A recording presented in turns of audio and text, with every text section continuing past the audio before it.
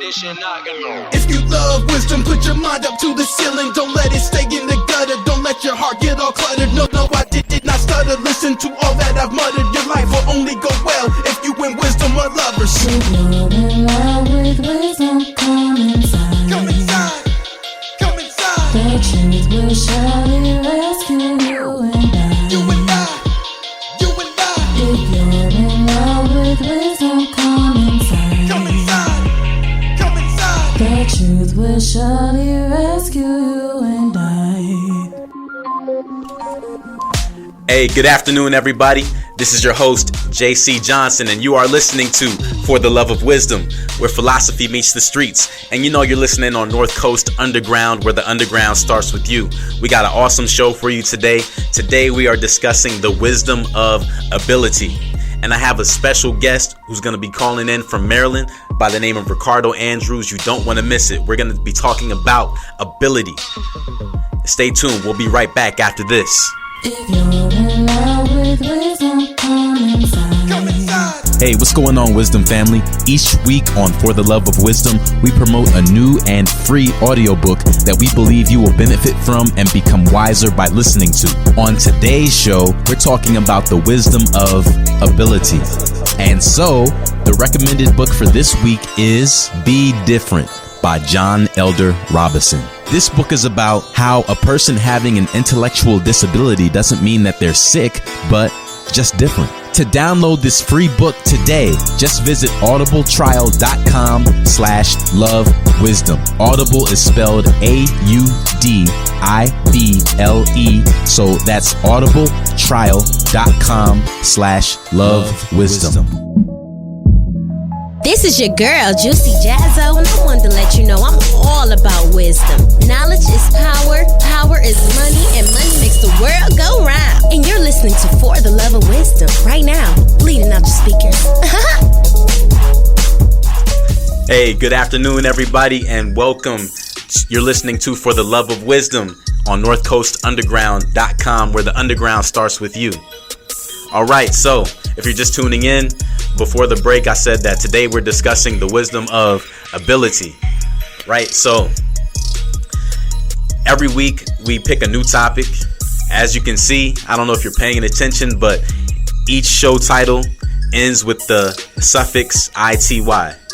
It's a, cool little word trick, it's something I like to do as the episodes progress. As we get further into the future, then we'll switch it up. Maybe we'll have either a different prefix or a different suffix. It's all in fun, and it's all just to help us learn. So if you're new to the show, we get the show title from the word philosophy, because the word philosophy literally means love of wisdom. The first part of it, philo, means love, and the second part of that word, sophos, means wisdom. And so that's what we're discussing every week.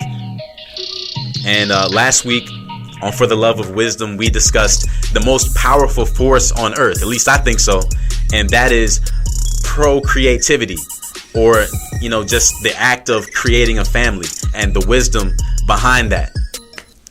So we talked about the definition of family, which is the basic unit in society, traditionally consisting of two parents. That's what it traditionally is, two parents rearing their children. And then we went on to discuss how taking care of children is, not just feeding them and changing their diapers, but of course that's part of it too.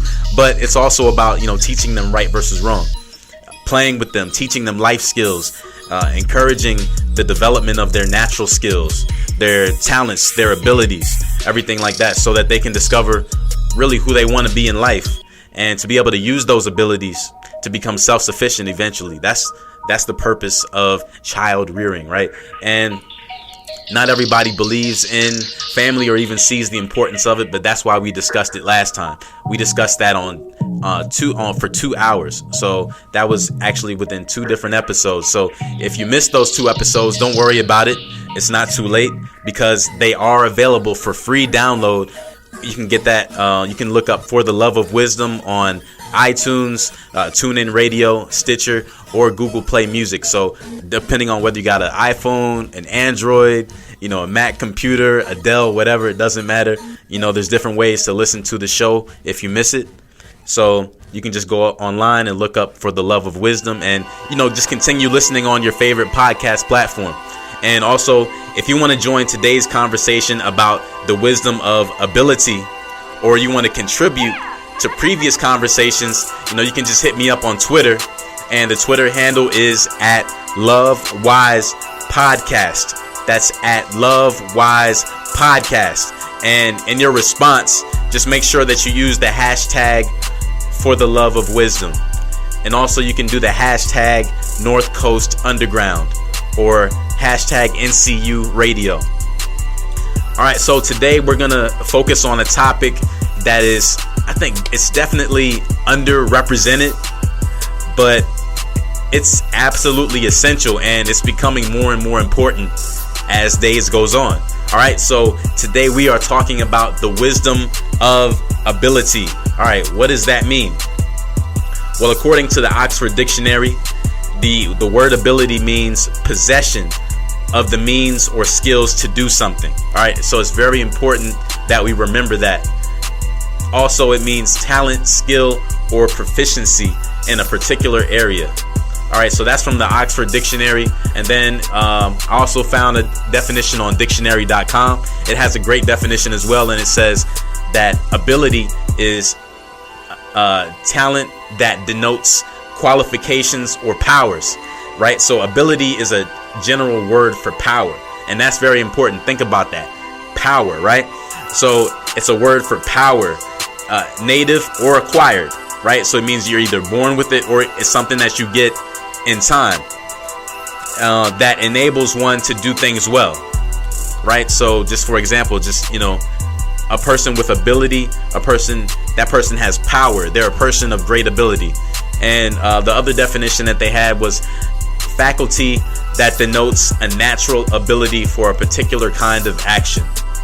All right, so the focus of today, we're actually going to be talking about individuals who have intellectual and developmental disabilities. And this is a topic that is definitely very close to me. That's something that I do. I work in the field with individuals who have disabilities. And one thing I want to focus on is not their disabilities, but really focusing on their abilities, right? Because that's what it's all about. And one great way to do that, I think, is to highlight the book of the week. So if you heard the clip earlier, the book of the week this week is a book by a guy by the name of John Elder Robison, and his book is called Be Different. And this is an awesome book. I read one of his other books before this one, and it led me to want to check this one out. But he's a guy who he actually has autism, but he talks about all the great things that he's done in his life despite that. Okay, so check this out. Here are some quotes from the book that really stood out to me. One thing he said was, I was amazed to learn that Asperger's was a type of autism, because I always thought that everyone with autism was completely disabled, right? So this guy, he has, Asperger's specifically, which is on the autism spectrum, right? And he says that Asperger's is not a terminal illness. You're not sick at all. You're just different. And I think that that's pretty powerful, and it's something that we need to keep in mind whenever we see somebody, whether they have Down syndrome or autism or Prader-Willi syndrome or anything, even a developmental disability, something muscular dystrophy or anything like that. Sometimes we make a judgment about people without even knowing them, but we have no idea, because we're focusing so much on their disabilities that we overlook all of the great abilities that they have. And that's what we're discussing today, the wisdom of ability. Here's another quote from the book that stood out to me. He said, later, with the benefit of this new knowledge, because he found out, later in life that he had autism. He didn't know that from when he was young. He didn't find out until he was 40 years old, right? So he said, later, with the benefit of this new knowledge, I studied my Aspergian son, who is now 21 years old, and thought about how he used to struggle in school and in social settings. He was diagnosed when he was 16, 24 years earlier than me. So he was just saying that, his son actually also has the same thing, but he found out much earlier in life. And he just talks about how that was very helpful to him, and how basically he won't have to go through some of the challenges that he went through, because now he can do something about it a little bit earlier on. And this quote right here I thought was really, really important, where he said, autism in its many forms is not a disease. It's a way of being that comes from this non-standard wiring in the brain. Okay, so that's important too. As we were talking about before, a person with an intellectual disability, it doesn't mean that they're sick or that there's something wrong with them. All it means is that it's just something different about them. God created them in a different way, maybe than you or me, but that doesn't mean that anything is wrong. Another thing he said in the book, he said the hardest thing about having Asperger's is that we don't look any different from anyone else on the outside, right? So consequently, society wrote him off as defective, along with millions of other people that were like him, right? But he says his strange behavior was described as bad instead of being seen for what it was, the innocent result of a neurological difference. And then this one was really interesting to me. He said it's a way of being, not a disease. Bill Gates is said to have Asperger's, along with scientist Albert Einstein, actor Dan Aykroyd, and movie director Alfred Hitchcock. As adults, none of these people would be described as disabled, but they were certainly eccentric and different. If everyone with Asperger's achieved a high level of success, no one would call it a disability. Unfortunately, those people are the exception and not the rule. Very interesting. We'll be right back after this with more. Shout out to everybody showing me love on Facebook. Today's my birthday, not just Flag Day. Thank you all. Hey, what's up? It's your girl Queen Z from the Queen Z Show, and you are listening to For the Love of Wisdom. All right, welcome back to For the Love of Wisdom. This is your host, JC Johnson, and I'm here with a special guest today. We got Ricardo Andrews from Maryland. What's going on, Ricardo? Hey, good afternoon, Jason. Yeah, definitely. I'm glad that you were able to join us today. Yeah, I'm glad I could be here.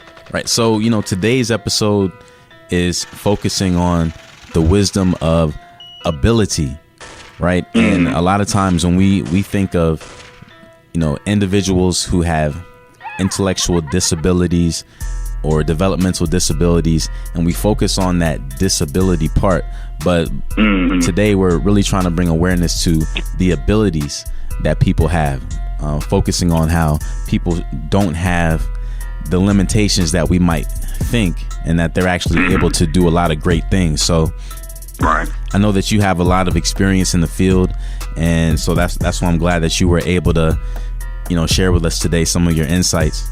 Yeah, definitely. I'm glad you were able to invite me, because I think, to your point, there are a lot of misconceptions about people with disabilities, and to your point, abilities versus the disability itself. I think we kind of have to think a tad differently, because we do a great disservice to people in general when we put these preconceived notions on them. Right. Just to give our listeners an idea, tell me a little bit about yourself, like where you're originally from. Sure. So I'm from Greenbelt, Maryland. It's a small town about 20 minutes from Washington, D.C. area. Grew up around there primarily, relatively all my life, and kind of got an idea of working with people more so in high school. I went to Eleanor Roosevelt, which is also located in Greenbelt, Maryland, when transition into college as well, to kind of focus more on counseling. And in that pursuit, I kind of understood the importance of truly taking an individualized approach and a very mindful approach when working with people, regardless of whichever field you work in, and how sometimes talking to people and the words that you use can affect someone in their path and their own individual journeys. And so I found myself in this field because it's funny. I actually networked, and so I think after graduating college, everyone's faced with that question: well, what do I do now? Right. And so after applying for a few jobs left and right and not receiving responses, randomly, this was also around the Super Bowl time where I went over one of my uncle's houses for the Super Bowl party. I had a cousin who worked within this field of supporting people with disabilities and said, hey, I think with your background, expertise, and prior experience, you'll be a good fit. So me, first of all, unemployed, trying to find employment, and secondly, open to new experiences. I tried it, and I think it's kind of been like a match ever since. I've been with Seek for about 6 years now. And I've had a few roles, so I think, I think it was kind of like that pathway towards, person-centeredness and in this counseling-related route that I took. It kind of got me here right now. Right. So person-centered is terminology that's used pretty frequently in Sure. this field. But for those people who are not familiar with that. Can you explain that a little bit? Like, what does person-centered mean exactly? Sure. So if you think about, how people are in groups naturally with their friends, with their families, with their colleagues. And so if you're going out to a restaurant and the group itself may decide, hey, we want, we all want, noodles or some type of meal.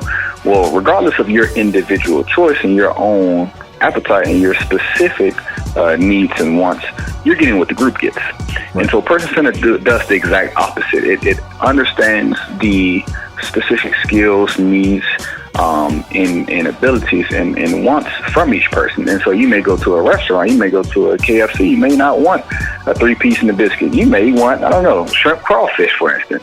Right. And so in the field of people with disabilities, when you support them in employment, in community living, in a day program, you're individualizing that service to them. You're understanding their needs. So if someone doesn't prefer to be outside during hot weather because of medical reasons or because of personal preference, you're being very creative in how you provide that service. And so while you may work with someone out in the field who enjoys going outside, when you work with this gentleman or this woman, it may be that you find an indoor activity during that time in which you work with this person. And so person-centered is I guess, semantics-wise, is mainly working with a person the way he or she wants you to work with them, using an individualized approach to meet their needs instead of someone else's needs. Right. So basically, you can't just say, well, yeah, I'm going to take Bob to KFC because people with Down syndrome like chicken. Right. Yeah, and I would say people like chicken in general, but doesn't mean I want chicken when you want chicken. Right. Exactly. It's like, yeah. Right. So we can't just say, because sometimes people do think, all people who are autistic are like this, or people who have Down syndrome, they act like this, say these kind of things, and sometimes there may be similarities between people and everything, but yeah, right. Definitely everyone is an individual. And everyone has different likes, preferences, and yeah, we have to be mindful of that. And so I know that you've been able to, use that philosophy, the person-centered philosophy. So before the break, you were, telling me a little bit about your role as an employment consultant and then a lead employment consultant within Seek. And for those of you that don't know, Seek is an agency that's located in it's based out of Silver Spring, Maryland, but they work all throughout Montgomery County, Maryland, and DC as well, right? With that's correct.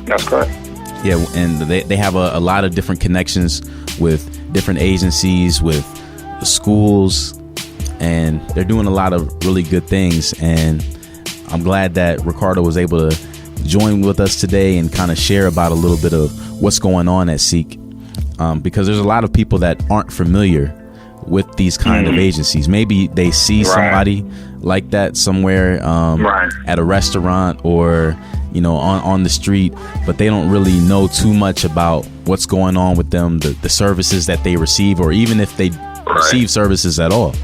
And I was going to say, I'd just jump in. I was going to say, and there are, what I've found personally, I found two different routes that some people may take. And so to your point, some people may choose to receive services and going to an organization that can support them in finding employment, support them in finding housing supports or housing in general, support them in developing real relationships, real rich relationships out in the community, while also attending and participating in activities and things of interest to each person. And so while some may take that route, some others may take more of a individual approach too as well, and say, maybe I'm not interested in service. And so there are many vocational rehabilitation centers located throughout the nation and focus on people with disabilities as well. I think the difference is more of what the approach is for each person, what each person desires. With these voc rehabilitation centers, they're more so focused on these American Job Centers. They're more so focused on short-term support in assisting a person identify employment and accommodations as such. And some people may receive services as a private pay, on a private pay basis. There's an avenue within many states that allow each person to control their own budget, and so he or she may say, "Hey, I may not want to be directly connected to an organization, but I'll use the funds that my state has provided me in order to find the right professional, in order to find the right resources, in order to find the things that I need that's important to me." So, while everyone may not be connected to an organization or manage their own budget, there are many routes in which a person with disability can be serviced. Thank you, Ricardo. We're going to get into that a little bit more after the break.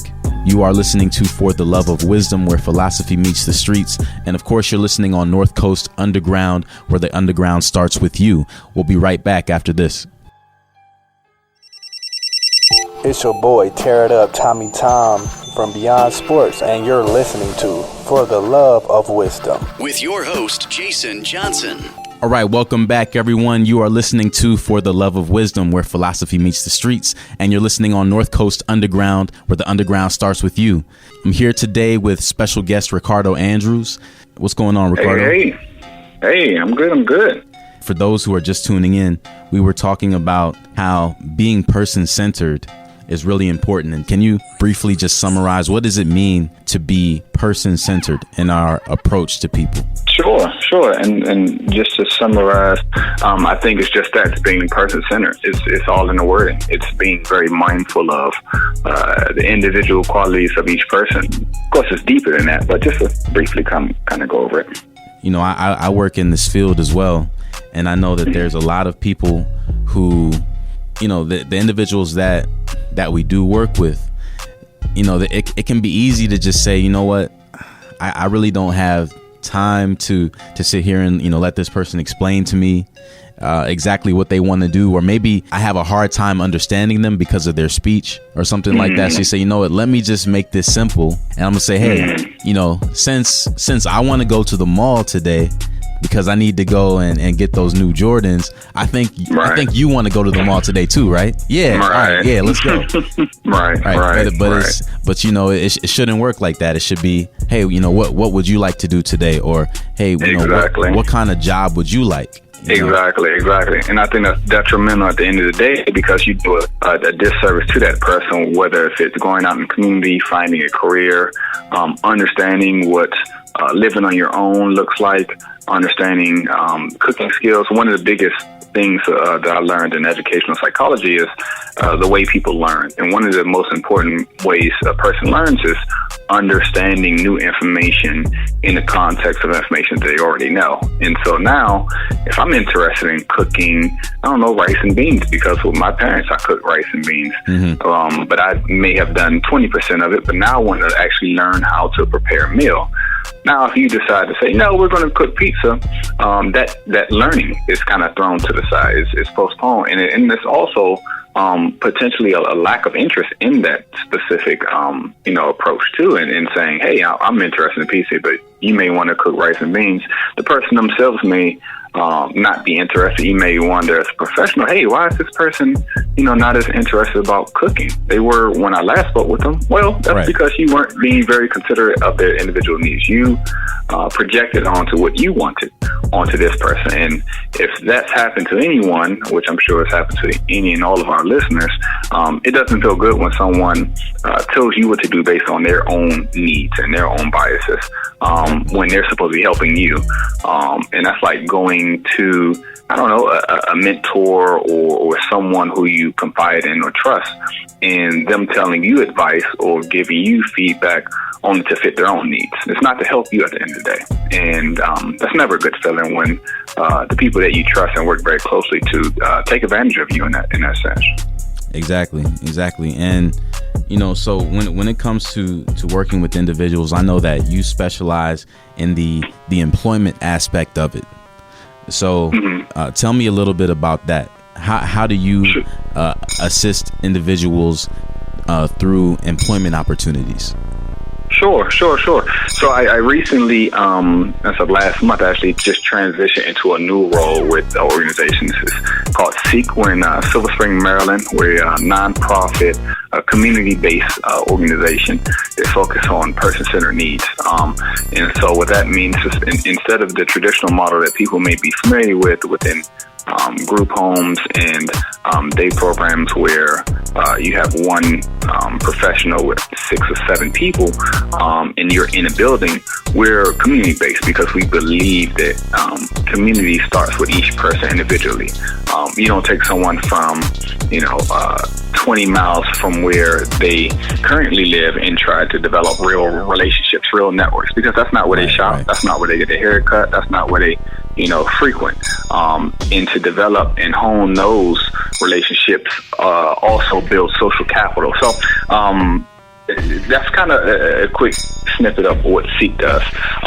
My role within the past 6 roles was more so in the employment side. And so I actually started with Seek in 2012. Yes, that's right. In 2012, as an employment consultant, had a caseload where I worked with people with intellectual and developmental disabilities find work. Those who were unemployed, who didn't necessarily understand the dynamics or the idea of work, what that meant, the value of money, and kind of how those two tied into one another. I worked with individuals that were underemployed, that had a job but may have offered them limited but little hours, that were looking for additional work. Those who were employed and may have needed follow-up assistance, retention supports that can range from assistive technology to accommodations to general conversations towards problem solving with employers and the employer itself, and also team members and people that were trying to understand this idea of work is something that they're interested in. And so working with the caseload, you work very closely with families as well in teams that really help you understand what not only person-centered supports are, but what employment supports are for people with disabilities. A lot of times, one of the most important pieces is setting the expectation early on that a person can do, a person can achieve, a person can accomplish goals. Because one of the hardest challenges that I faced was when that wasn't set from parents, from peers, from coworkers, from family members, from circles of support.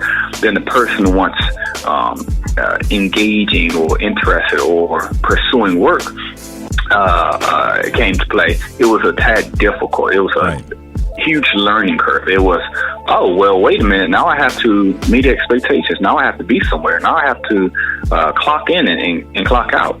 And when you realize that people all of their lives have been told what they can't do, it's a tad hard to instill this work ethic or assist a person understand that they have this ability to achieve. What was the difference between the employment consultant role and the lead employment consultant role? Sure. So I think, while I still had a caseload to manage, I was also helping mentor and train my other colleagues. And so that looked like if someone was just coming on board, I would kind of create a system and a training for he or she to understand what is working with people with disabilities in the employment life mean. What does that look like? Sometimes what happens is because this position attracts younger talent, sometimes there is a learning curve that kind of needs to be addressed, whether it's the technical knowledge of the skill set itself and how you network and engage employers and how you use certain terminology, jargon, in order to connect and build relationships to that of the basic knowledge of what does it mean to work with a person with disability? What does it mean to challenge your own biases and preconceived notions about a person? One of the things that's very challenging is that as a consultant, not only understanding the skill sets and contributions that a person has, you're also charged with going out and speak with employers and networking, and not just, knocking on doors and doing cold calls, but also networking and going to events and figuring out how to creatively identify warm leads, because one of the things we know, disability or not, is that about 75 to 80% of the time where people find jobs, it's through a warm lead, it's through a network, it's through a contact. Kind of reiterates that notion that it's not what you know, it's who you know. Right. And so a lot of times within this field, sometimes that's overlooked because the population we work with. I think we come from perspective or a side where we don't always think towards this person having a network or their family members having a network.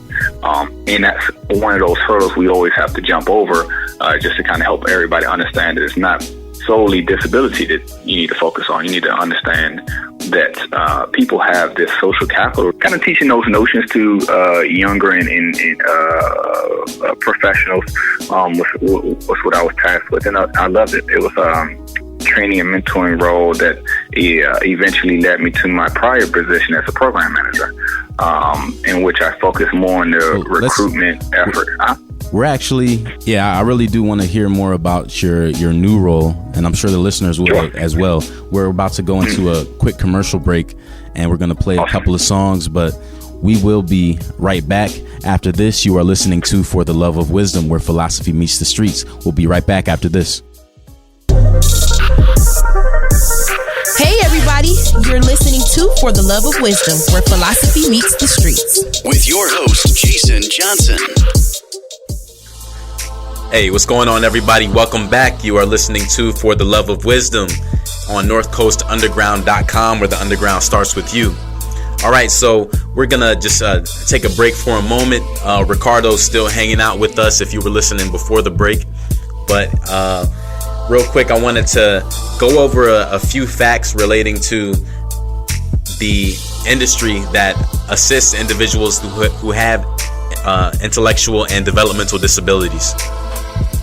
Real quick, I did want to share a little story though. Earlier today, as I mentioned, today is my birthday, and I went to Denny's with my wife because at Denny's, I don't know if you know this, but if it's your birthday, you actually get a free meal, right? So I was just joking with her, maybe halfway joking, but I was just saying, I think I need to go to a different Denny's, maybe one or two other ones later on in the day and really get the most out of it. Now, before you judge me, don't act like you've never thought of it yourself, right? I mean, hey, why not? But hey, if you're from Denny's, don't worry. I'm only joking, well, partially. We'll see. But I want to take a look at something that's coming up pretty soon. It is the APSE conference. All right. And APSE, the website, apse.org. APSE supports Employment First to facilitate the full inclusion of people with disabilities in the workplace and the community. Right. And they actually have an event coming up on June 26th. And this is an event where they help people that work with individuals who have intellectual disabilities to basically help them to be more effective in what they do. And the event is going to be at Disney's Coronado Springs Resort in Lake Buena Vista, Florida, right? So if you're in that area, definitely check it out. Or if you just want to take a vacation, it'd be a great place to go to. You know, you can check out Disney while you're there. And the event, you know, basically focuses on, as I mentioned, employment first. So that means employment in the general workforce should be the first and preferred option for individuals with disabilities, because as we'll discuss a little bit later with Ricardo, you know, it's very important that we see the importance of an individual with the intellectual disability having the opportunity to work, right? Just because, I mean, hey, that's what me and you do. We work, right? Because we need money. So employment first, according to APSI, simply put, is real jobs, real wages, right? And employment in the general workforce means regular jobs like everyone else in society. So in typical work settings, working side by side with people without disabilities, right? So it's not just, you know, them going to a place which is, you know, called a sheltered workshop or somewhere where there's only other individuals that have intellectual disabilities. This is actually a place where they can go, where they can be in the most inclusive setting. And, you know, by inclusive, that means that they're working just with your everyday average person, not just people with disabilities, right? Because that is a part of normalcy. You know, we have normalcy like that, and so they should have that as well. It's very important. And so that's one thing that they're really focusing on. Most agencies that provide services to people with intellectual disabilities also have the same goal, right? So that's really important. Be on the lookout for that. If you're able to travel to Florida, or if you're already in that area, it's going to be a great conference. I wish I could go, but I'm not going to be able to make it this year. But, you know, there is something more local. If you live in Ohio, there is an organization called Ohio Provider Resource Association. Most people just call them OPRA, okay? And no, there's not going to be any singing there. Well, you know what? Actually, I take that back, because they do a lot of singing there. They actually have their own theme songs, and they do marches and different stuff. It's actually pretty fun. I went to the conference, one of the conferences they had in 2016, and I attended one in 2017 as well. They were awesome. I definitely learned a lot from that. It was a great networking opportunity. So if you work with individuals with intellectual or developmental disabilities, this is something that you may want to check out. So here's a little bit of information about the Ohio Provider Resource Association, or OPRA. As a statewide association of service providers, OPRA is a leader in efforts to collaboratively build a statewide service system that meets the needs of its ultimate customers. So people from Ohio who have developmental disabilities, that is their customer base right there. So currently, OPRA's membership consists of more than 150 organizations, both for-profit and not-for-profit, providing services to more than 15,000 people in Ohio who have developmental disabilities. And that's a lot. That's a lot. So it looks like they're definitely doing some awesome things. There's a lot of organizations in the Ohio area, specifically where we are here in the Northeast Ohio area, but all over, you know, even as far as Columbus, Toledo, anywhere that you can think of in Ohio, there are organizations that are providing these services, and these services are very much needed. And I'm glad that they're around and that they exist. So before we get back on the phone with Ricardo, who's still hanging out with us, just wanted to remind everyone, if you want to join the conversation, you can hit me up on Twitter. My Twitter handle is @LoveWisePodcast.